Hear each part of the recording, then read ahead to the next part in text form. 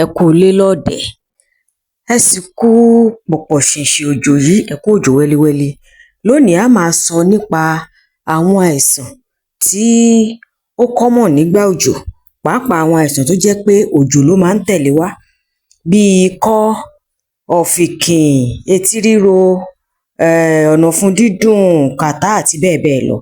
Àti àwọn àìsàn tó jẹ́ pé wọ́n ti wà lára tẹ́lẹ̀ ṣùgbọ́n tójò bá ti dé ìrora wọn máa ń pọ̀ sí, bíi asthma, ikọ́-fée, bíi pneumonia, òtútù àyà tó ń pè ní bronchitis, arthritis àti sinus.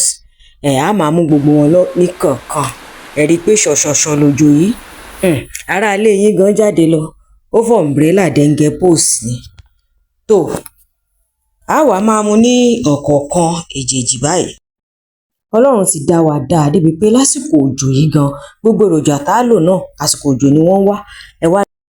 Ohun tí a wá ṣe ni pé gbogbo èso tá a máa lò, gbogbo èròjà tá a máa lò lénìí, a gbọ́dọ̀ ṣe ìmọ́tótó gbogbo wọn pátápátá, ká mọ̀ pé wọ́n mọ́, ká má tún kó germs sẹ́nu tó jẹ́ pé a tún máa jẹ germs mọ́ nǹkan tá a tún jẹ, kó má aggravate nǹkan tá a fẹ́ ṣe. Nítorí náà ẹ bomi sínú abọ́, kẹ́ buyọ̀ díẹ̀ sí, kẹ́ ṣan gbogbo àwọn èso tí mo máa dárúkọ yìí, kẹ́ ṣan gbogbo pátápátá nínú àwọn abọ́, kẹ́ fọ̀ dáadáa kó mọ́, torí wípé tèpo la fẹ́ lo gbogbo wọn. Ẹ jẹ́ ká wá ọsàn mímu, òróǹbó, ká gé e lẹ́yìn tá a bá ti ṣàn, ká gé e sí wẹ́wẹ́, ká gé e kéékèèké.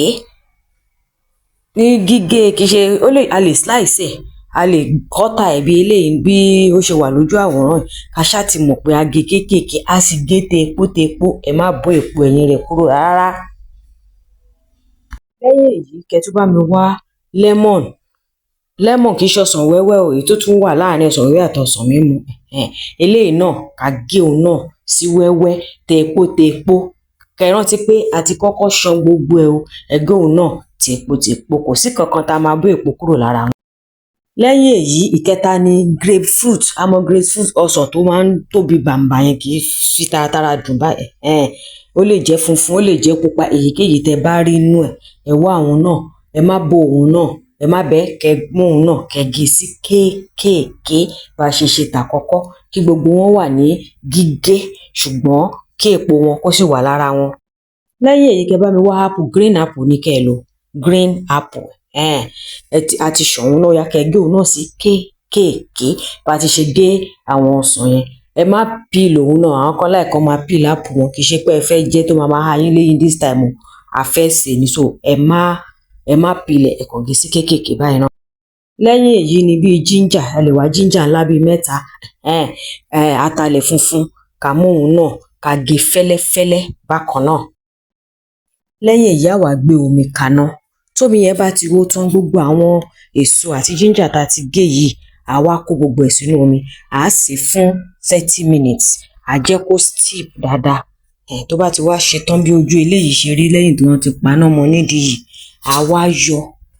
Ṣùgbọ́n ẹlòmíì tí ò bá fẹ́ sè, ó lè lo infusing kettle báyìí, tí kettle ẹ̀ bá ní infusing tube nínú, infuser nínú. Àwọn tí kettles kan máa ń bá infuser wá, so ó lè lo báyìí náà kó steep ẹ̀. Lẹ́yìn èyí, a bù sínú cup. Bí ẹ ṣe ń bá wa lọ yìí, ẹ jọ̀ọ́ ẹ share fídíò wa, ẹ like wa, ká lè túbọ̀ máa ṣe dáadáa sí i. Tá bá ti wá bù sínú kọ́ọ̀pù tán, a lè fóyín sí, ṣùgbọ́n ẹ má fi ṣúgà sí o. A lè fóyín sí, a lè tún tíǹtẹ̀ pẹ̀lú, ká tún garnish pẹ̀lú àwọn èso bíi tẹ́wọ̀n lójú àwọn èso ní ṣá.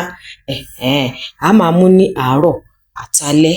Gbogbo tá bá ti mú eléyìí déédéé, ikọ́ ó máa lọ, kàtá ó máa cease. Kò sí pé ọ̀fìnkìn ń ṣèyàn, gbogbo throat, gbogbo àyà ló máa clear. Ẹni tó ní asthma gan kò ní ní attack, ẹni tí ó ní bronchitis àbí pneumonia, gbogbo ẹ̀ ló máa kúrò ńbẹ̀. Kò ní jù báyìí lọ lónìí o. Ẹ rántí kẹ́ bá wa share àwòrán yìí, kẹ́ sì darapọ̀ mọ́ wa. Question tẹ́ bá ní, ẹ fi sínú comment, á dá yín lóhùn.